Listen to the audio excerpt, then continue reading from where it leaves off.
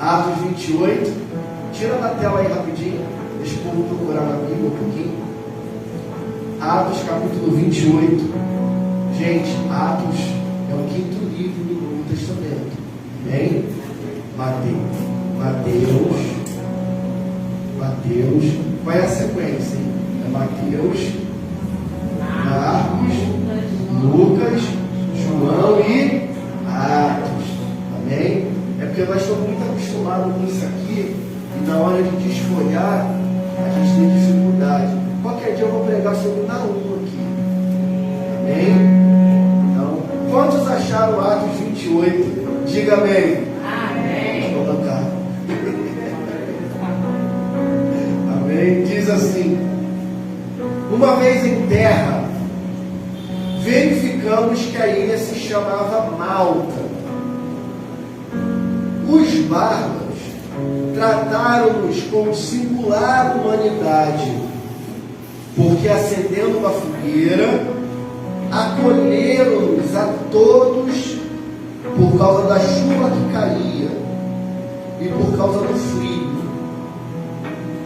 Tendo Paulo ajuntado e atirado à fogueira um feixe de gravetos, uma víbora, fugindo do calor, prendeu-lhe a mão. Quando os bárbaros viram a víbora pendente da mão dele, disseram uns aos outros: certamente este homem é assassino, porque, salvo do mar, a justiça não o deixa viver. Porém, ele, sacudindo o réptil no fogo, não sofreu mal nenhum. Diga amém. Queridos, a grande pergunta no livro de Atos, capítulo 28, 27 e 28 é: era de Deus Paulo ir a Roma? Porque Paulo, ele vai praticamente para se entregar à morte. Então a pergunta é de Deus Paulo ir a Roma? O capítulo 23 de Atos responde isso e diz que o Espírito do Senhor dizia a Paulo: vá a Roma, porque quero lhe usar naquela terra. Então, irmãos, eu gostaria de pregar hoje a segunda parte do sermão que eu iniciei terça-feira, um outro texto, mas com o mesmo título: o que produz um avivamento? Amém? Então, como eu disse para você, nós temos pessoas novas conosco aqui. Nós temos pessoas com 30 anos de evangelho e nós temos pessoas com 5 meses, 6 meses caminhando no evangelho. Então eu preciso que você tenha paciência comigo, porque eu vou tentar ser mais didático possível para que todos possam entender. Diga amém? Amém. Avivamento é um mover que vem do coração de Deus. Todas as vezes que nós vamos falar de avivamento, nós vamos recorrer à oração de Abacuque. Abacuque capítulo 3, versículo 2, que diz: ouvi, Senhor, a tua palavra e temi. Aviva, ó Senhor, a tua obra, e no meio dos anos as fazem conhecida. Da tua ira, lembra-te com misericórdia. Eu disse isso na quarta-feira. Então eu disse para você na quarta-feira que avivamento, ele começa por ouvir a palavra. Então você ouve a palavra. O que diz a Bíblia? Que a fé vem pelo ouvir, e ouvir a palavra de Deus. O que a Bíblia também diz? Que sem fé é impossível agradar a Deus. Então você precisa ter fé. Mas como eu vou produzir fé? Ouvindo. E ouvindo o que? O Senhor. Então o avivamento, primeiro ele vai despertar uma curiosidade em você, para você querer ouvir mais sobre o Senhor. E aí ele fala que depois que ele ouviu coisas do Senhor, que está relacionada à palavra, a palavra gerou nele o que? Temor. Então o avivamento, ele provoca você querer ouvir sobre o Senhor, e ouvir sobre o Senhor, você vai ouvir sobre a sua palavra, e você vai temer. Depois que você ouviu e temeu, a Bíblia fala assim na oração dele: aviva. Essa palavrinha aqui, aviva, é da onde a maioria das igrejas tiram conferência de avivamento, o ano do avivamento. Por quê? Porque essa palavra aviva no hebraico significa chá-irá. A palavra no original significa chá-irá. Pastor, o que significa chá-irá? Chá-irá significa, repitam comigo, viver. Não, com força. Viver. Ter vida. Permanecer vivo. Sustentar a vida. Ser reanimado. Revigorar. Então, a palavra aviva, que vem do hebraico chá-irá, significa tornar-se mais vivo. Ter vida. Então, pastor, calma aí. Então, quando se fala de avivamento, se fala de ter vida? Sim. Quando se fala de avivamento, não se fala em receber poder para rodar. Quando se fala em avivamento, não se fala em ter poder para sair correndo e dizer línguas estranhas, inteligíveis ao ser humano. Avivamento, primeira coisa que você precisa saber: avivamento não tem nada a ver com movimento. Movimento, ele começa e ele tem tempo para terminar. Exemplo, nos anos 80, no final dos anos 70, para o início dos anos 80, a grande maioria aqui ainda não era nascida. Alguns, mas a maioria não era nascida. No final dos anos 70 para o início dos anos 80, houve um movimento chamado carismático dentro da igreja. A renovação dentro das igrejas batistas começou em 1950, que foi um reavivamento, que tirou as igrejas batistas, como a nossa, que era tradicional, e trouxe ela para um reavivamento, para um avivamento. Isso é outra história. O que eu estou querendo dizer é que nos anos 80 começou um movimento chamado de igrejas de comunidade. Comunidades evangélicas. Comunidade evangélica de Duque de Caxias. Comunidade evangélica de Xerém. Comunidades. Essas comunidades estavam baseadas numa palavra de renovação. E eles tiravam o nome Assembleia Batista, Metodista, por quê? Porque eles não queriam ser situados como uma igreja tradicional. Esse movimento ganhou corpo e provocou um grande mover evangelístico. Muitas pessoas começaram a ser ganhas para Jesus através desse mover. Então, irmãos, a igreja saiu das quatro paredes e começou a ir para as praças, para os becos, para as vielas, para as ruas, para pregar o Evangelho. Amém? Presta atenção aqui em mim. Começou a ir para a rua para pregar o Evangelho. Esse movimento durou ali 10, 12 anos. Já no final dos anos 90 para início dos anos 2000, nós tivemos um outro movimento.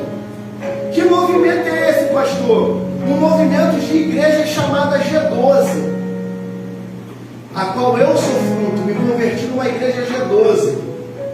As igrejas G12 são igrejas que começaram com células nos lares. A gente chamava isso de culto no lar. Eles começaram a chamar de célula, um organismo vivo. Essas igrejas começaram, esse movimento começou a tomar alguns lugares, subir aos morros, ir nas comunidades. Começou na Zona Sul, por quê? Porque agora cada casa se tornava uma igreja, uma célula. Amém? Então o movimento, ele tem data para começar e data para terminar. Agora, avivamento não. O avivamento, ele nasce no coração de Deus e vem para o coração da igreja. Por quê? Porque o avivamento, ele surge num momento de caos. O avivamento, ele surge quando a igreja está fria. O avivamento, ele surge quando o amor de muitos estão esfriando. Por isso que a palavra Shairá, aviva, diz viver, ter vida, revigorar, sustentar a vida, ser reanimado, permanecer vivo. Por quê? É Deus trazendo vida novamente à igreja.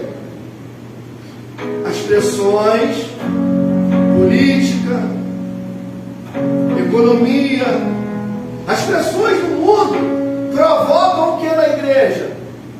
Um trave. Ela fica travada. Eu disse quarta-feira que não avança, fica paralisado, dá vontade de olhar para trás, dá vontade de voltar. Então, para isso, o avivamento veio para a igreja tomar uma decisão. E qual a decisão? De avançar. Avançar para o propósito do coração de Deus. Diga amém.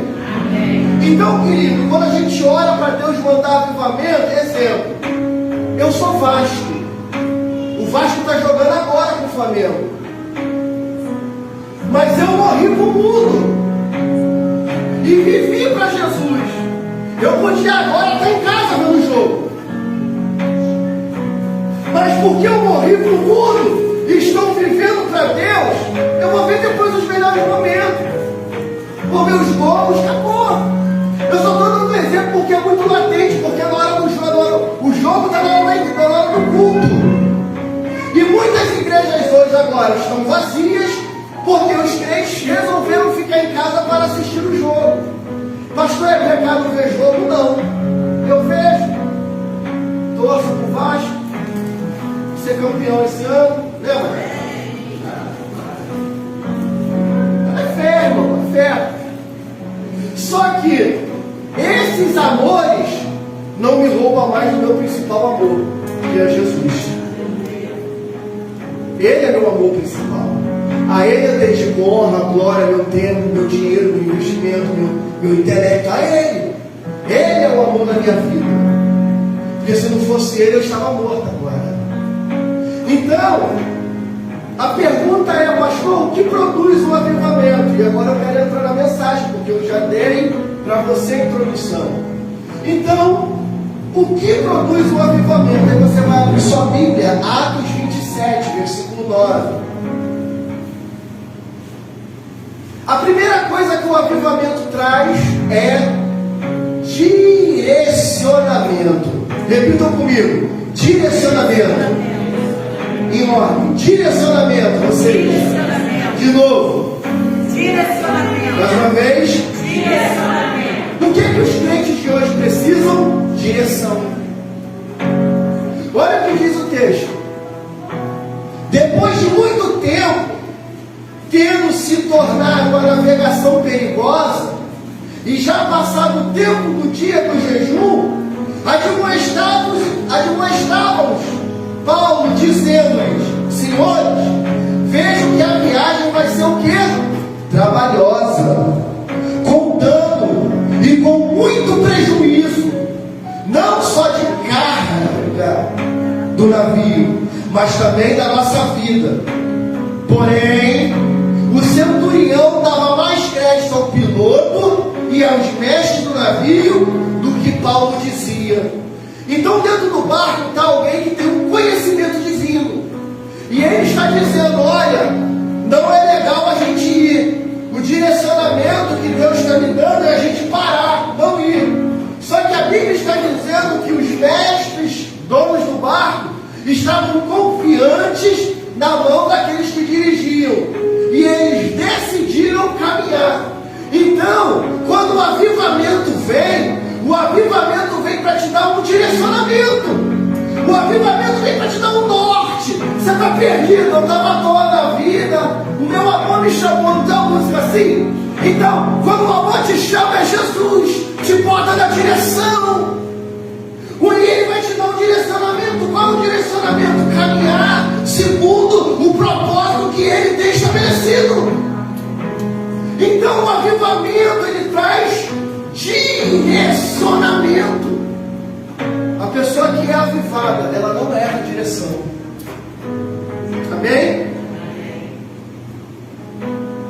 Então, irmãos, o avivamento vai conduzir a igreja para a sua missão.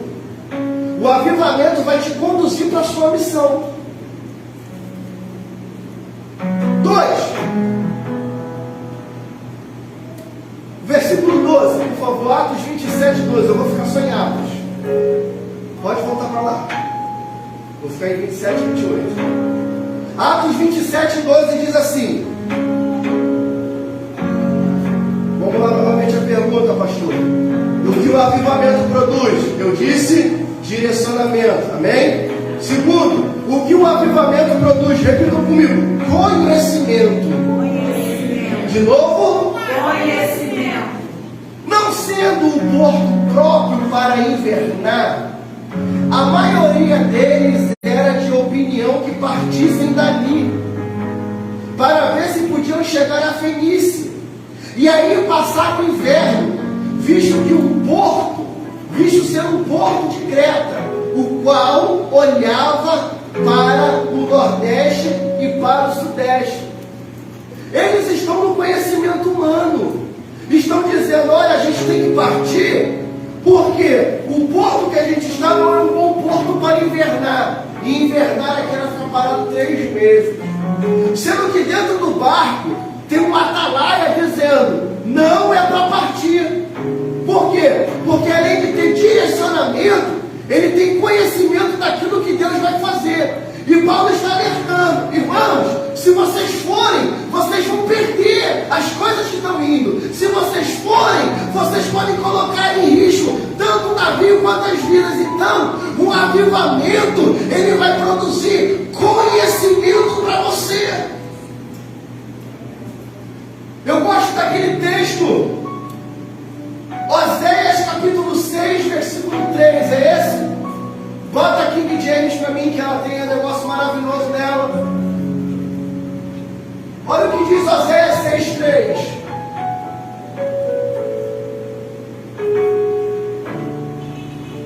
Conheçamos e prossigamos firmemente, adorando e conhecendo o Senhor.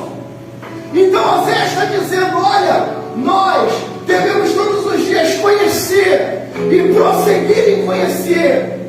Irmão, deixa eu te dizer um negócio, o conhecimento é fabuloso, o conhecimento é maravilhoso, é muito gostoso quando tu está numa sala de aula e o professor te passa um negócio que você nunca tinha visto e você fala, parece que os seus sentidos foram aguçados, você fala, meu Deus, se eu soubesse disso há 2 anos atrás eu não quebrava. Se eu soubesse disso há 3 anos atrás, a minha mente era outra, a minha família era outra. Ou seja, o conhecimento, ele te liberta. E o avivamento, ele produz conhecimento. Mas conhecimento terreno, sim, mas principalmente o conhecimento dos céus.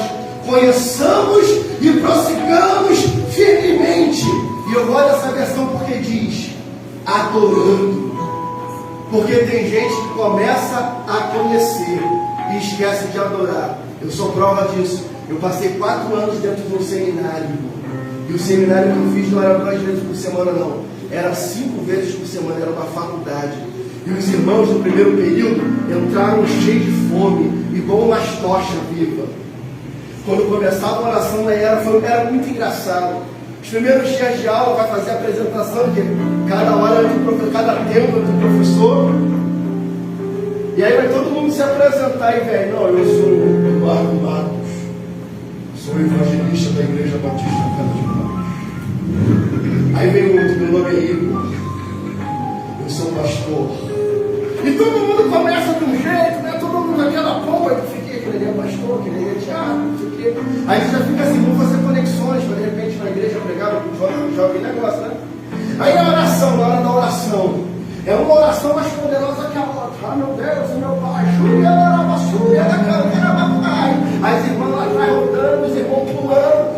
Meu Deus, eu estou no lugar certo. Aí começam os professores, taca ali conhecimento.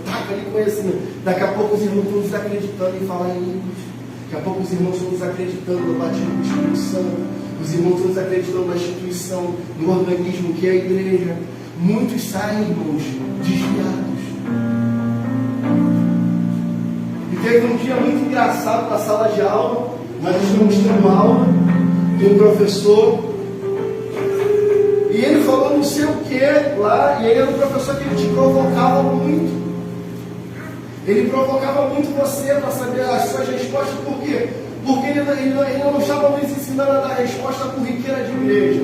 Ele estava nos provocando a dar resposta como teólogos. Porque era para isso que nós estávamos sendo preparados. E teve uma hora de uma aula lá que o Zé Maria, o irmão Zé Maria levantou e falou: eu não aguento mais essa aula. Se eu continuar aqui eu vou me desviar. E ele foi embora, saiu, e todo mundo ficou olhando assim uma grita. Ele trancou a matrícula, irmão. Esperou passar um semestre para aquele professor sair da grade e ele voltar. O professor, quando ficou sabendo disso, ele falou assim, ele falou assim, gente, se eu destruo a tua fé em 45 minutos, você não tinha nem entrado aqui. Então, irmãos, o conhecimento é muito bom na terra, mas o melhor é o conhecimento do céu. Então, o avivamento, ele produz conhecimento. O avivamento, irmão, gera o desejo de conhecer mais Deus. Essa madrugada eu levantei, irmãos. Eu estou incomodado. Alguns dias Deus tem me chamado para uma responsabilidade maior de oração. Já há algum tempo, irmãos, que eu não durmo mais a noite toda. Eu sempre tive, Maria, um sono muito bom. Deito uma hora e vou até o outro dia. Só que nos últimos meses, eu tenho acordado para ir ao banheiro todas as noites. E todas as noites, quando eu saio do meu quarto para ir no banheiro, que eu passo pela sala, eu vejo aquela Bíblia reluzente na mesa, me chamando. E eu falo, não, mais um pouquinho. E essa noite, irmãos, eu não resisti. Eu levantei, fui ao banheiro, voltei para o quarto, não estava me aguentando, eu voltei para a sala, eu fui orar, orei, e comecei a pedir a Deus, Deus me dá discernimento sobre essa palavra. Eu ia pregar hoje de manhã, e a minha mente estava confusa. Eu tive um sonho que eu ia pregar na igreja, o tablet não funcionava, o celular estava descarregado, eu não conseguia acessar a internet para baixar a mensagem da nuvem, estava uma confusão. Eu falei, meu Deus, o que está acontecendo? Me revela, me mostra. E eu botei o joelho no chão, comecei a orar. E Deus me levou ao capítulo 27 de Atos e o capítulo 28. Por quê? Porque está acontecendo uma tempestade, está acontecendo uma crise, está acontecendo, irmãos, algo que vai tirar, que vai fazer as pessoas perderem o sono. E é nesses dias que Deus quer mandar avivamento. É nesses dias de confusão. É o dia que você está fraco, é o dia que você está sem desejo, Cristiano, é o dia que você quer ficar em casa. É nesses dias que Deus quer mandar avivamento. Deus quer mandar xerecar. Ele quer te avivar, Ele quer te fazer vivo. E Ele tem os meios dele. Alguns Ele vai acordar de madrugada. Se prepara, meu irmão. Ele vai te acordar de madrugada. Se prepara, meu irmão, porque Ele vai te levar para um nível de conhecimento maior. Por quê? Porque Ele está requerendo de nós intimidade. Ele está requerendo de nós conhecimento. Ele quer revelar para nós coisas que Ele não revelou para humano nenhum. Existem coisas que estão no coração dEle, que Ele quer dar para nós. Então te prepara. Se Ele começar a acordar você de madrugada, Ele vai te acordar de madrugada, né, para você falar, ai Senhor, toma minha esposa nas suas mãos. Oh meu Deus, não. Ele vai te acordar para te dizer: assim diz o Senhor, come da minha palavra.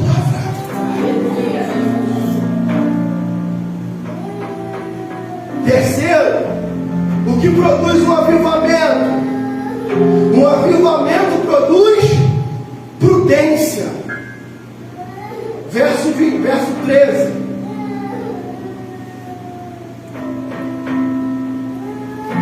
Verso 13 diz: soprando bravamente o vento sul, e passando eles ter alcançado o que desejava, levantaram âncora e foram costeando mais de perto a ilha de Creta. Entretanto, não muito depois, desencadeou-se do lado da ilha um tufão de vento chamado Euroaquilão, e sendo o navio arrastado com violência, sem poder resistir ao vento, cessamos as manobras e nós fomos deixando levar. Por que a gente precisa ter prudência? Porque quem é prudente evita o dano. Repita comigo: o prudente evita o dano. Muitos de nós, irmãos, estamos fazendo coisas primeiro para depois pedir a bênção de Deus, quando na verdade nós deveríamos primeiro pedir a bênção de Deus e a direção para depois fazer. Pastor, eu vou comprar uma casa. Irmão, você já orou a Deus? Deus já deu direção. Irmãos, e o direcionamento que eu estou falando para você, né? Ah não, porque o profeta entregou. Não. Eu estou falando de algo mais forte. Eu estou falando de algo mais poderoso. É quando ele deixa ardendo aqui, ó. Quando Deus me chamou para essa missão aqui, quando Deus me chamou para essa obra aqui, Ele não deixava eu dormir, Ana Paula. Ele me acordava às madrugadas, por isso que Ele está me chamando de novo. Ele está com saudade de mim. E eu não estou aprendendo. Eu tenho que apanhar mais nesse lobo aqui de Jeová. Ele está com saudade daquele cantinho que eu sentava com ele e chorava. E dizia: Senhor, não tenho condição. Senhor, eu não posso fazer. Eu tenho a vontade, mas eu não sei como fazer. Então, irmãos, a prudência, ela vai evitar que você perca as coisas. A Bíblia vai dizer que o prudente, ele faz a sua casa, ele edifica a sua casa na rocha. A Bíblia vai dizer que vindo aí uma tempestade, os ventos, e soprando contra ela, ela não cai. Por quê? Porque os seus firmamentos estão na rocha. Mas o imprudente, ele constrói a sua casa na areia. Soprando-se os ventos, vindo contra ela, vai e é derrubada. Por quê? Porque a sua fixação está na areia. Pastor, o que isso quer dizer? Deus está dizendo para nós nessa noite: para de confiar na mão do homem, para de confiar na mão de carne, começa a confiar na mão de Deus. Para de ouvir voz de profeta de esquina, para de ouvir voz de profeta de botequim. Ouve a voz do Senhor teu Deus. Está escrito no livro de Deuteronômio: se atentamente ouviras a voz do Senhor teu Deus, todas essas bênçãos virão sobre ti. Você quer ser abençoado? Você quer mudar de cativeiro? Quer sair dessa vida que você está? Ouve a voz de Deus. Ouvi, ó Senhor, a tua palavra entre mim. O avivamento te livra do caminho da precipitação. Quando você é avivado, você começa a ter prudência com algumas coisas e pessoas.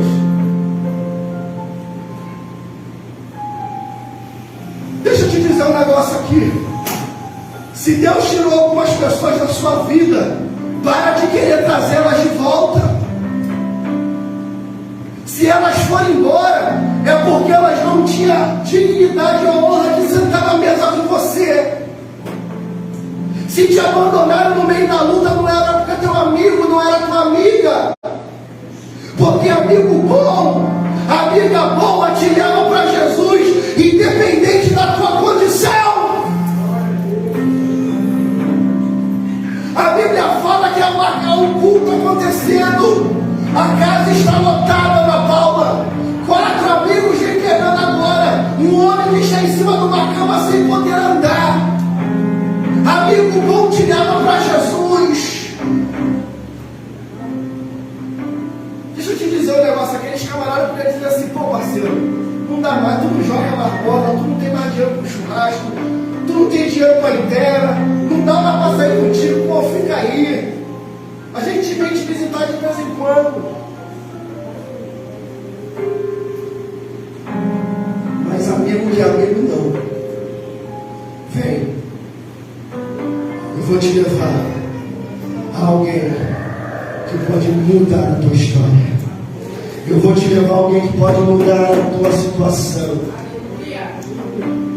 Sabe quando vem um avivamento? O avivamento vem no tempo de crise. O avivamento vem no tempo onde as pessoas estão sem esperança. 4. O avivamento produz e ele não te deixa perder a esperança. Olha o que está escrito aqui na Bíblia. Atos 27, 20.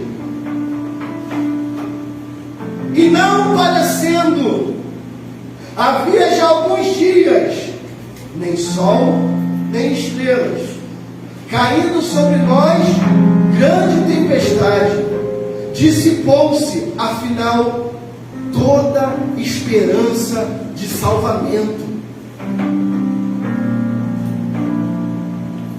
Aquela galera, irmãos, aqueles irmãos, estavam sem esperança.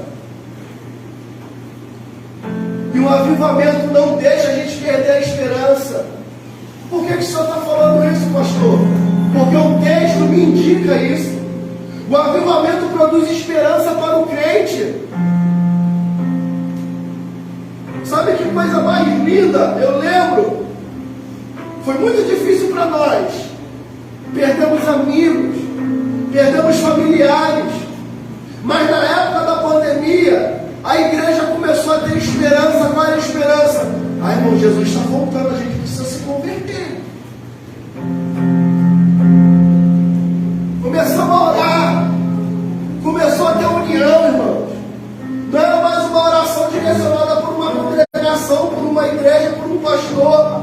Mas agora todas as igrejas estavam unidas em jejum e oração. Para quê? Para que Deus mandasse cura sobre o Brasil.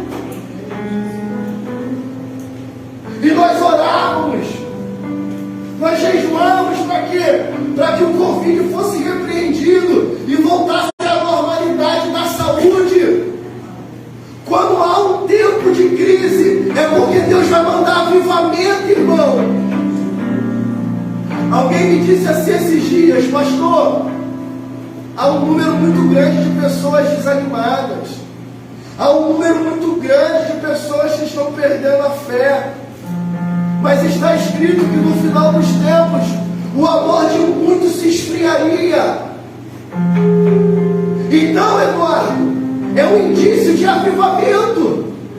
É um indício que Deus vai mandar um avivamento sobrenatural sobre nós.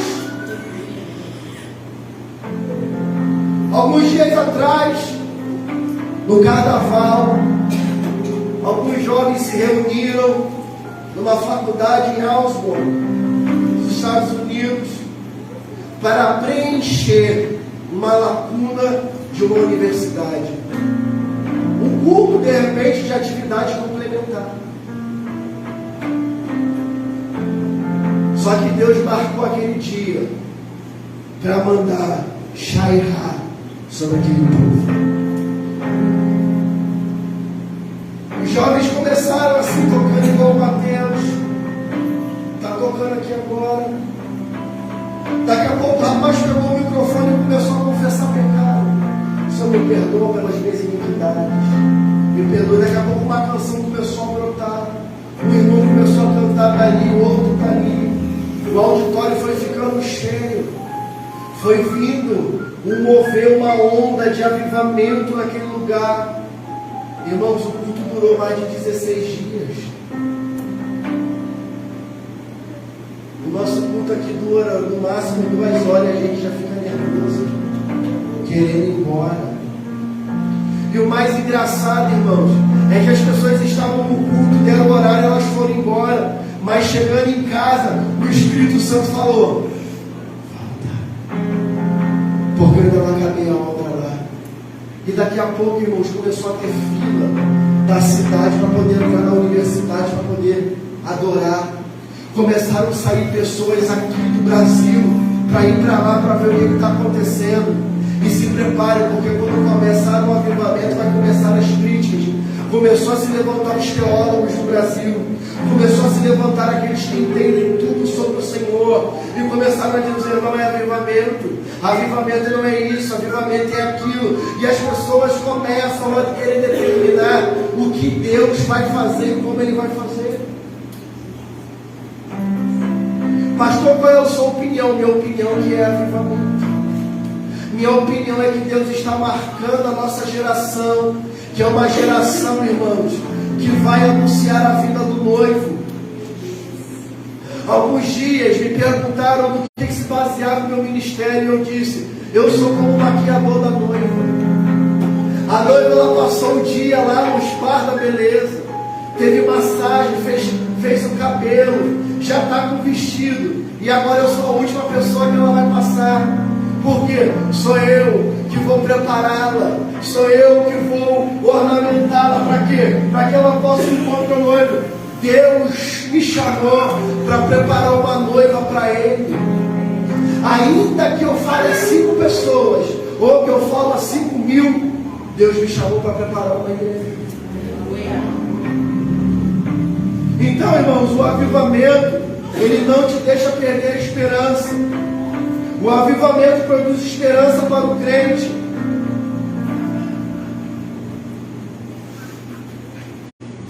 Presta atenção no que eu vou te dizer.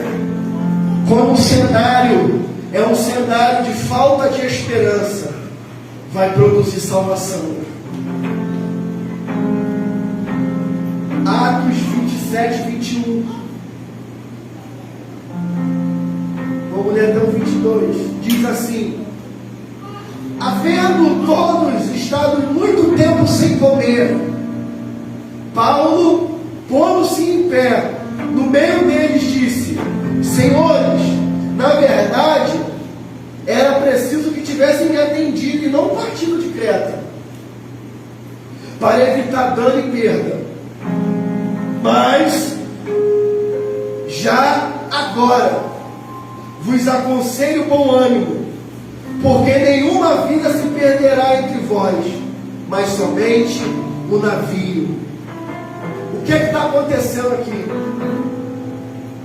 Está todo mundo sem esperança, e Deus está levantando um no meio sem esperança para dizer: fiquem tranquilos, ninguém vai se perder.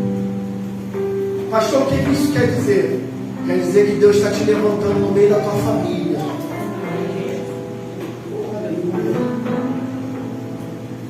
Deixa eu contar algo que talvez vocês já saibam, mas tem gente nova aqui.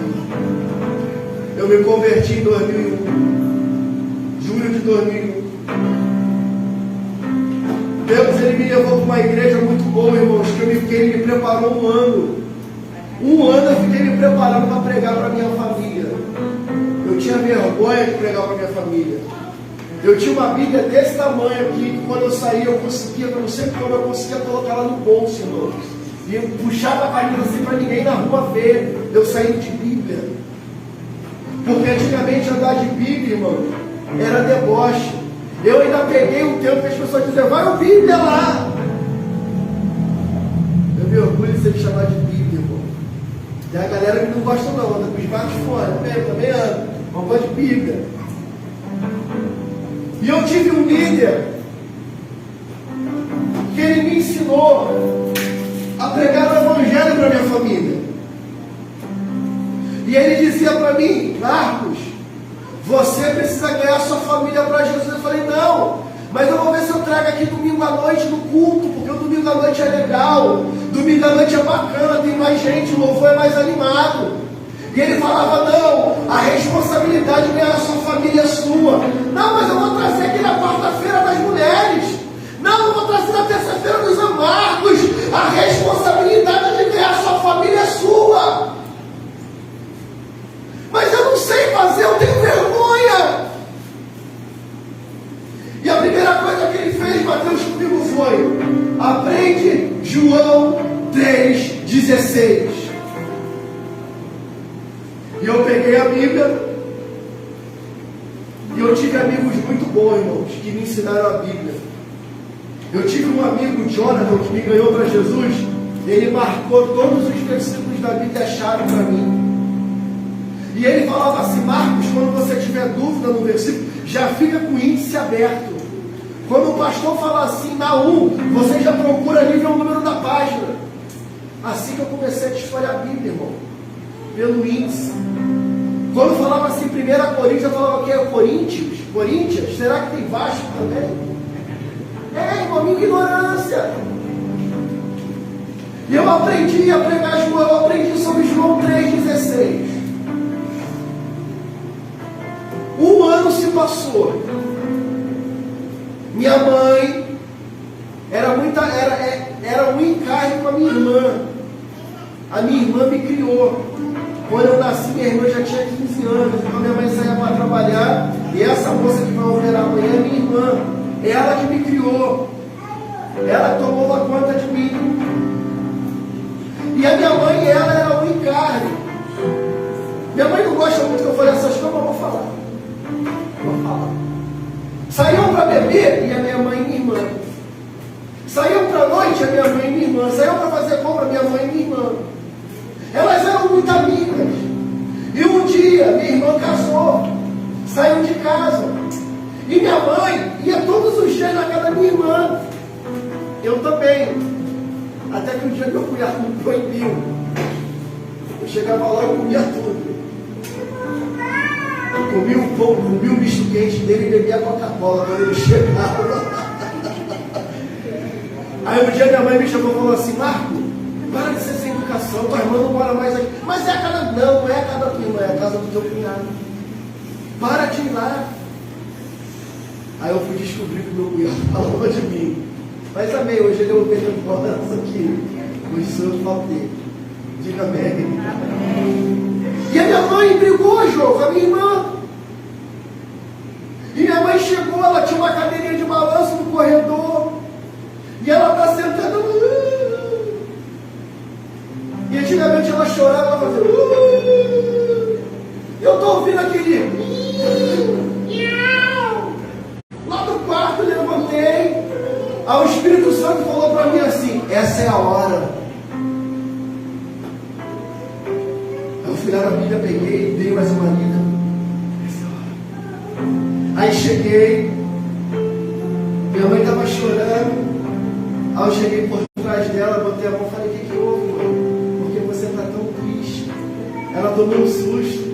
Aquele cavalinho estava sendo educado, né? Ela disse: eu nunca fui tão gentil com ela quanto naquele dia.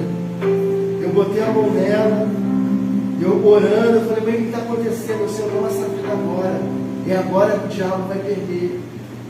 Porque eu estou irmã, não sei o que. Eu falei: mãe, você quer mudar de vida? Ela: que garoto? Você quer mudar de vida? O que está falando? Eu falei: porque eu estava muito trabalhando aqui, eu sou primeiro, eu estou aqui, tem vida eterna. Ela que falou: vamos para a igreja comigo. Que igreja, mano? Que igreja? Vamos na igreja comigo para mudar de vida. Ah, tá bom, eu vou. Quando ela falou: tá bom, eu vou, irmão. Eu saí correndo, subi a rua ali, desci a rua, eu bati na casa da Sandra Passo, mãe do pastor Gabriel. Eu falei: Sandra, minha mãe vai na igreja hoje. Naquele dia era dia de célula, era uma quinta-feira. Vai lá em casa, busca ela, por favor. Aí a Sandra foi lá, conversou com ela: vou passar aqui, Lourdinha, tal hora, não sei o quê. Aí, aquela parte foi passando, ela falou comigo. Eu falei: não, agora tu vai. Agora tu vai, em nome de Jesus. Mas eu falei: bota a mão para trás. Mas eu não tinha essa autoridade. Eu falei: agora tu vai. Irmãos, a Sandra passou uma Kombi com o falecido Benito, pai do pastor Gabriel, tinha uma Kombi, pegou ela, pastor foi descendo com a Kombi da igreja, foi arrastando aquela mulherada toda e levou, irmão. Naquele dia na célula, minha mãe confessou Jesus como Salvador. Foi a primeira vitória. Aí tinha que levar ela domingo à noite. Ela voltou com o pai. Eu falei, mãe, tirei uma alívio, uma dor no peito, estou com alívio. Falei, domingo tem mais. Não, a moça já falou comigo, vai passar aqui domingo de manhã para me levar. Domingo de manhã. Amém. E ela começou aí, irmãos, a caminhar. E aquela mulher que estava sem esperança começou a ter esperança. Então preste atenção, no meio de um povo sem esperança, Deus vai te levantar, irmãos, para trazer esperança para quem está sem. De repente você está aí, eu estou precisando de esperança, não está não, tu já conhece Jesus. Você só precisa se aproximar mais dele. E aí, irmãos, nós pregamos o avivamento veio e salvou a irmã Lourdes. Irmã Lourdes está aí, essa bênção que você conhece aí hoje, está com a gente. Se eu tenho 22 anos de evangelho, ela tem 21. Sou um ano mais velho que ela na fé. Então, irmãos, é possível que o avivamento produz salvação e arrependimento de vidas. Vou caminhar para o final. 5. O avivamento produz fogo para aquecer os corações. Atos 28, 2.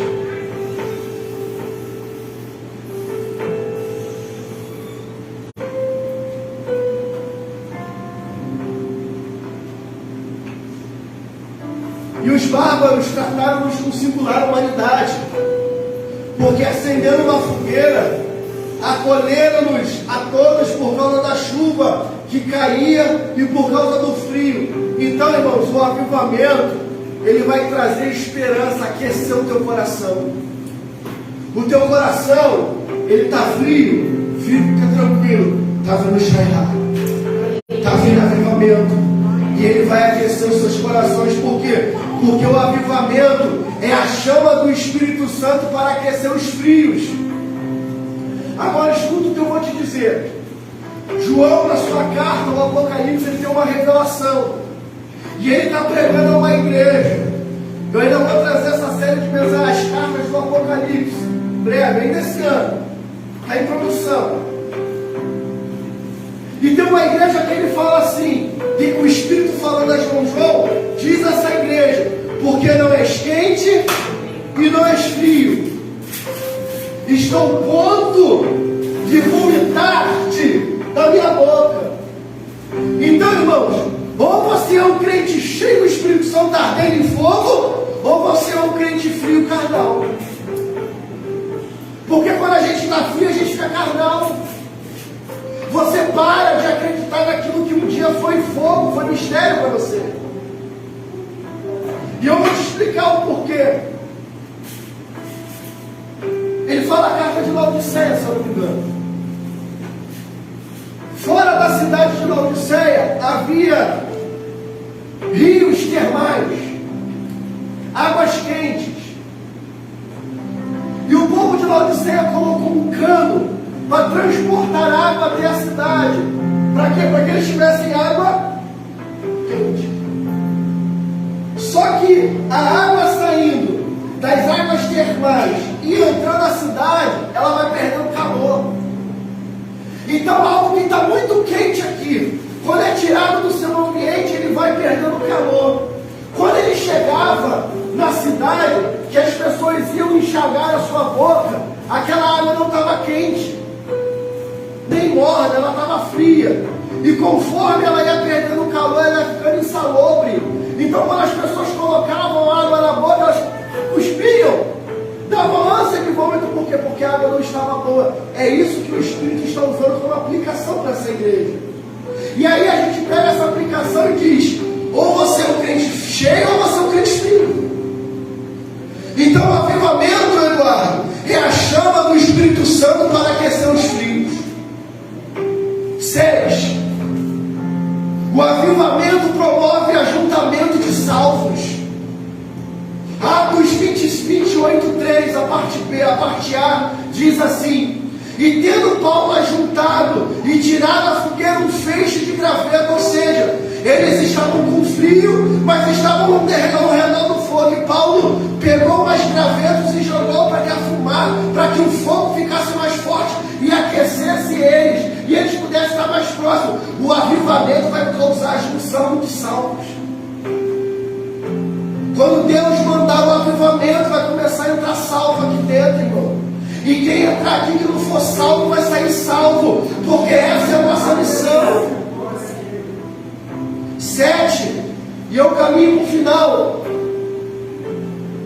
Versículo 3, a parte B, diz assim: o avivamento, o que o avivamento produz, pastor? O avivamento revela coisas ocultas. Olha o que vai acontecer. Paulo pega gravetos, joga no fogo, e a Bíblia vai falar que por causa do aumento do fogo e do calor, olha o que acontece. Uma víbora morde Paulo, porque ela estava fugindo do quê? Ela estava fugindo do fogo. Produz o quê? Fogo produz o quê? Então onde tem avivamento não tem cobra. Aonde tem avivamento não tem serpente. Aonde tem avivamento o diabo não pode entrar. Aonde tem avivamento não tem fofoca. Aonde tem avivamento, irmão, não tem divisão. Aonde tem avivamento, irmãos, não tem legalidade por capeta, por cramunhão. Por quê? Porque aqui é lugar de fogo, é lugar de avivamento. E onde tem fogo, onde tem avivamento, se revela coisas que estão ocultas. Então, em nome de Jesus, se tem coisa oculta na tua casa, se tem coisa oculta na tua vida que tu não sabe, o fogo do Espírito Santo vai te revelar. O fogo do Espírito Santo vai te mostrar. Aleluia! Porque onde há fogo, o diabo não fica. O diabo não gosta do avivamento. O diabo não gosta de um povo unido. O diabo não gosta de um povo instruído. O diabo não gosta de um povo que conhece. Sabe o que o diabo quer? O diabo quer um povo ignorante que só vive de movimento. O diabo não gosta de um povo que conhece Bíblia. O diabo não gosta de um povo que conhece o poder das Escrituras. O diabo, ele quer que você não leia a Bíblia. O diabo quer que você fique de versículos e versículos, igual o Eduardo pregou aqui outro dia na escola dominical, com caixinha de promessa. Sabe o que é caixinha de promessa? Hoje quase não vende mais, mas antigamente você dava de presente para os filhos caixa de promessa. Você nessas livrarias, é uma caixinha de plástico que tem vários versículos cortados em papelão, em papel crochê, mas de várias cores. Aí ele está escrito ali: o Senhor é meu pastor e nada me faltará. Ali está escrito ali: você é um abençoado. Vários versículos que falam aquilo que nós já sabemos quais são. Mas ali não diz: arrependa-te, volta ao primeiro amor. Não está, porque é uma caixa de promessa, não é uma caixa de arrependimento. Então, muitos de nós estamos acostumados a ir à igreja, e eu digo isso com propriedade, porque na Baixada é assim, irmãos. Hoje eu estava sentado à mesa com muitos pastores batistas, inclusive um amigo nosso aqui da 21, o pastor Rafael, Igreja Batista Belém de Caxias. E eu estava falando para ele a dificuldade, irmãos, que é plantar uma igreja batista na Baixada. Irmão, não se espante que eu vou dizer: se eu mudo a placa ali agora e boto um AD, isso aqui já está cheio. É só eu botar aqui um irmão, me perdoe, mas é verdade, toca um pandeiro aqui, um corinho de fogo, chama essa rapaziada que o Mateus conhece aí, taca ali um baião na bateria. E enche, irmão, faz campanha. Mas nós não queremos uma multidão de pessoas sem conhecimento. Nós estamos preparando uma noiva que vai conhecer a voz do Senhor. Outro dia eu dei uma passagem aqui, eu errei ela, sobre o som da trombeta. A Bíblia, o apóstolo Paulo diz assim: se a trombeta emitir o sonido errado, quem se preparará para a batalha? Se não me engano, acho que é 2 Coríntios 14. Não bota não, para me errar de novo. O que o apóstolo Paulo está dizendo? Está falando de quem toca a trombeta, irmão. Está falando de quem prega, de quem ensina. Se quem prega e quem não ensina de acordo com os parâmetros do Espírito Santo, como o povo vai entender que Jesus está voltando? Eu disse aqui alguns dias atrás, existem algumas igrejas que estão tão enganadas, e eu não estou colocando essa daqui como melhor não, porque nós temos erros, tá, irmão? Vocês estão chegando agora, temos muito erro, mas estou procurando melhorar, acertar, tá bom, Ana Paula? Estou procurando acertar. Mas tem muitas igrejas, irmãos, que a mensagem é uma mensagem que está torta.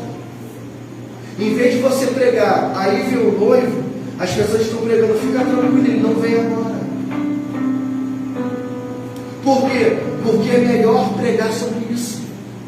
Enche a igreja, chama mais gente. Irmãos, a gente não prega mais ajuda do alto.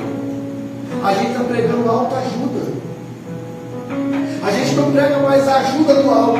A gente está pregando uma autoajuda. Quer dizer, eu tenho conhecimento numa área e eu vou usar o meu conhecimento nessa área para te instruir. Não, o que te instrui é a palavra.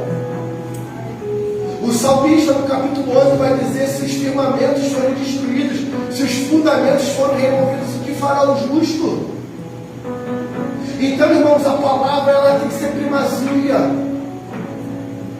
Então o diabo ele não quer que você aprenda a palavra, Ana Paula.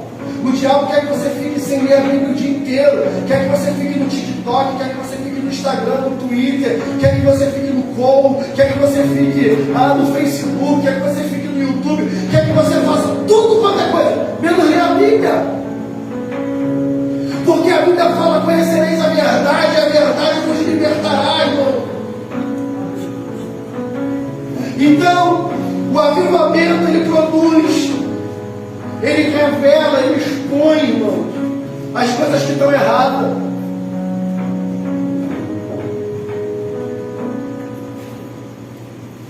Para a gente finalizar,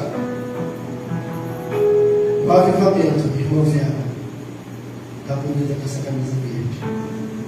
O avivamento, ele produz uma identidade de filho. Não sou eu que estou dizendo, é a palavra, quer ver? Versículo 4, 28, 4.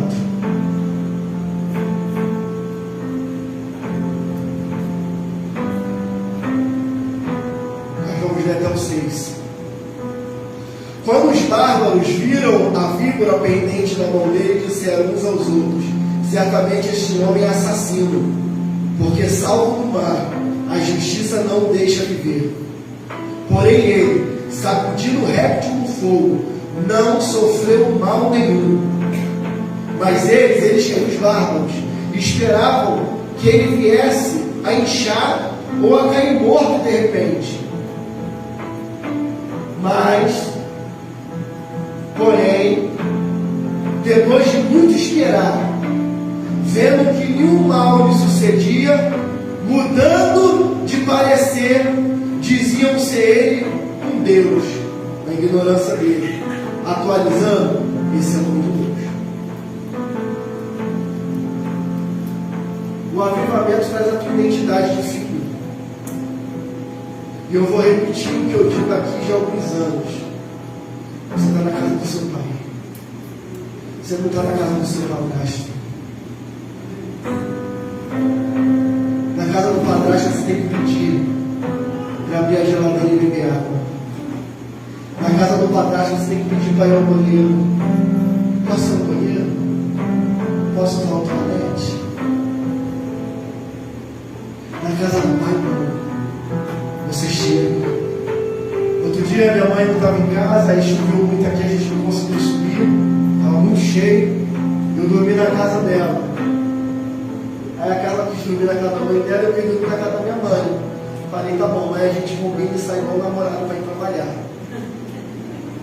Aí cheguei na casa da minha mãe, irmão, com o pé na porta. Entrei. abrir a geladeira. Eu faço isso toda vez que eu chego lá. Eu chego, ela, Marco, fecha a geladeira, olha a conta de luz. Você já não sabe o que tem nessa geladeira? Eu paro, abro a geladeira, fico olhando. Abro o congelador, olho. Aí vou lá no armário dela, abro. Aí pego um negócio aqui. Ela, pô, vai comer meu biscoito. Aí ela tá no quarto dela. Eu falei, mãe, eu vou deitar. E ela já vem me incomodar. Pô, Marco, eu tô aqui deitada, já botei meu vestidinho. Chega pra lá, velho. Ô, tira esse controle daqui. Tu tá todo suado, meu Deus, o sol tá novinho, cheirosinho, já tô suado da rua. É casa de pai, casa de mãe. A gente chega assim mesmo. Filhona vai casar, quando aparecer, vai fazer assim, vai fazer a festa. Porque é a casa do pai. Então na casa do pai você tem liberdade. Você chega, você come. E tem filho que tem tão liberdade que nem lavar o prato lava. Termina de comer, pai, pega aqui. Dá essa moral aí. Ah, Marcos, já tem 70 e poucos anos, mas me dá aqui, galera. Quer mais alguma coisa? Está satisfeito? Não vai comer mais nada não? Aí seu irmão fala, pô, vai comer de novo, tá gordo. É a casa do pai, é a casa da mãe. Você tem liberdade. Amém? De vez em quando a gente está deitado lá em casa, na nossa cama, super poderosa, gigante. Aí vem aquele garotinho lá, abre a porta. A gente toma um susto. Mamãe, posso deitar um pouco aqui? Aí entra o cachorro. Paulo Duque, que a gente tem lá. Irmãos, é a casa do pai, é assim. Foi o que o filho mais velho não entendeu. O filho mais velho, ele olhou a cena do filho mais novo voltando, em vez de ele se alegrar, ele foi procurar um empregado. E ele disse, o que está acontecendo na casa? Ele era filho. Ele podia entrar na festa daquele filho, mas ele foi procurar o empregado. Ele se colocou no mesmo patamar dos empregados. Aí o empregado pegou para ele e falou, tu não está sabendo nada, que ele estava perdido, se achou. O que tinha ido voltou. A grande festa porque teu irmão voltou e teu pai está feliz. Ah, é por isso que ele pegou aquele franguinho, então ficou assando o franguinho. Aí foi reclamar com o pai. Pai, eu estou contigo aqui toda vez e tu nunca assou um franguinho para mim. O meu pai falou, meu filho, tudo que eu tenho é teu. Sabe por que a gente não reconhece o que a gente tem em Deus? Porque a gente não tem sentimento de filho. A gente ainda não entendeu a paternidade de Deus. Deus está dizendo, eu estou recuperando a identidade de filho de alguns aqui. Eu estou recuperando a identidade de filho nesse lugar. Você não é qualquer um mais não, irmão. Sabe por que você não é qualquer um? Porque você foi lavado e remido pelo sangue do Cordeiro.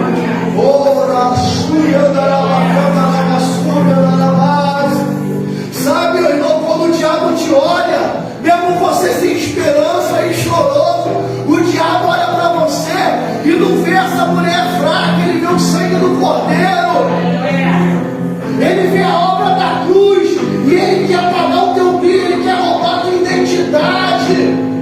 Ele quer fazer você se sentir culpado, mas essa noite eu vim aqui nessa igreja para ministrar você e dizer, você é filho, você não é qualquer um. Há um lugar na casa do Pai guardado para você, há uma mesa preparada para você sentar, há uma banquete para você desfrutar, há uma mesa para você, meu irmão.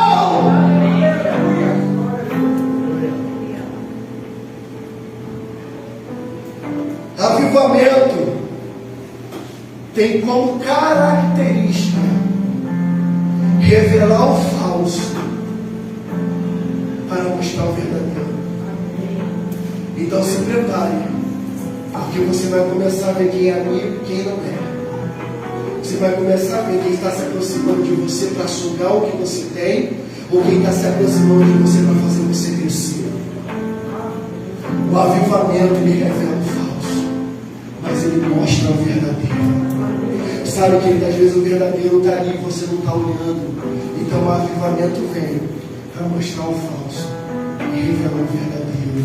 Diga amém, irmão. Amém. Diga amém. Amém. Fala ao Senhor.